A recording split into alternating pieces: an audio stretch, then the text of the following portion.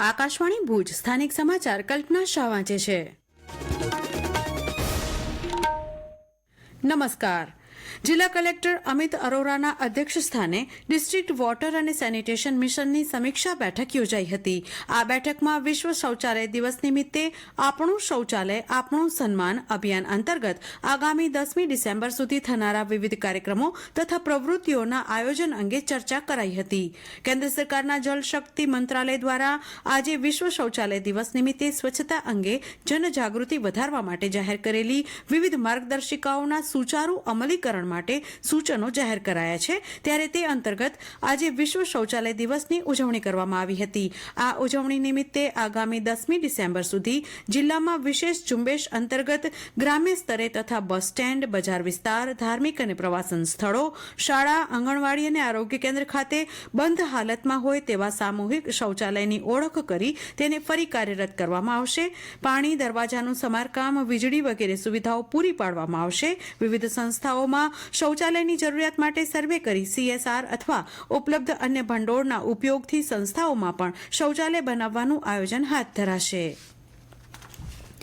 જિલ્લા કલેક્ટર અમિત અરોરાના અધ્યક્ષસ્થાને આજે જિલ્લા જળ અને સ્વચ્છતા સમિતિની બેઠક મળી હતી, જેમાં વાસ્મો તથા પાણી પુરવઠા અને ગટર વ્યવસ્થા બોર્ડ દ્વારા રજૂ કરાયેલી યોજનાઓને બહાલી આપવા ઉપરાંત જિલ્લા જળ અને સ્વચ્છતા સમિતિની અગાઉ મંજૂર થયેલી યોજનાઓ પૈકીની યોજનાઓને સુધારા મંજૂરી તથા ગ્રામ્ય કક્ષાની આંતરિક પાણી પુરવઠા યોજનાની મરમ્મત અને નિભાવણી, પ્રાઇમરી એગ્રીકલ્ચર ક્રેડિટ સોસાયટી તથા સખી મંડળ મારફત કરાવીને મોડેલ ગામ ઊભું કરવાના પાયલોટ પ્રોજેક્ટની ચર્ચા કરવામાં આવી હતી.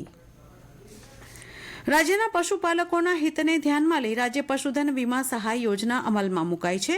પશુ મૃત્યુના સંજોગોમાં પશુપાલકોને થતા આર્થિક નુકસાન સામે રક્ષણ પૂરું પાડવાના આશયથી રાજ્ય સરકારે આ યોજના અમલમાં મૂકી છે.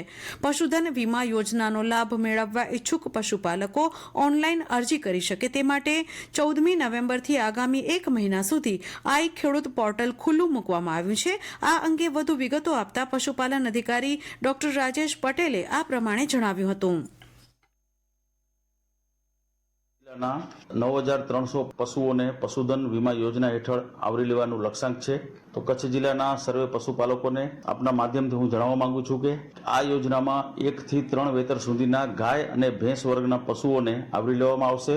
જેમાં કુદરતી અથવા અકસ્માતથી પશુઓનું મૃત્યુ થશે તો આ કિસ્સામાં પશુપાલકોને ₹100 ચૂકવવાના રહેશે. વધારામાં 85% subsidy national livestock mission subsidy હેઠળ ₹1360 સરકારશ્રી સબસિડી ચૂકવશે અને પશુપાલકોને બાકીનો હિસ્સો અને નેશનલ લાઇવસ્ટોક મિશનની સબસિડી સિવાયનું પ્રીમિયમ પશુપાલકોને ₹140 ભરવાનું રહેશે. જેથી કરીને આ વીમા સહાયની યોજના બહુ ઉપયોગી રહેશે. સર્વે પશુપાલકોને જણાવવાનું કે આ પોર્ટલ તારીખ 14/11/2024 થી 13/12/2024 સુધી સર્વે પશુપાલકો આઈ ખેડૂત પોર્ટલ માટે પોતાની અરજી કરી શકશે. અરજીની સાથે નિયત નમૂનાના તમામ સાધનિક કાગળો નજીકના પશુ દવાખાને દિન 7માં રજૂ કરવાના રહેશે.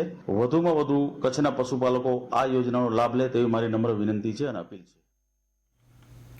રવિ પાકનું કચ્છમાં વાવેતર શરૂ થઈ ગયું છે. અહેવાલ પ્રમાણે ગત ગુરુવાર સુધી 19,897 હેક્ટરમાં વાવણી શરૂ થઈ છે અને આ વાવણી હજુ વધશે તેવી સંભાવના વ્યક્ત કરાઈ છે.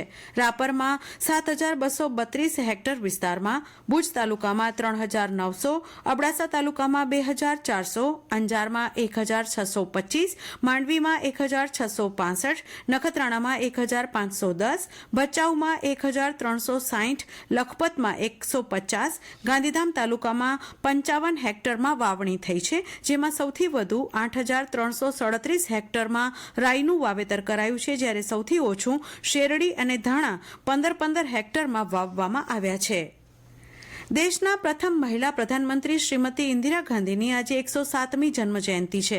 તેમણે 2 તબક્કે 2 વખત દેશનું સુકાન સંભાળ્યું હતું, જે દરમિયાન અનેક મહત્વના નિર્ણયો લીધા હતા. આજે તેમની જન્મજયંતિ નિમિત્તે અંજલિ આપતા કાર્યક્રમો યોજાયા હતા.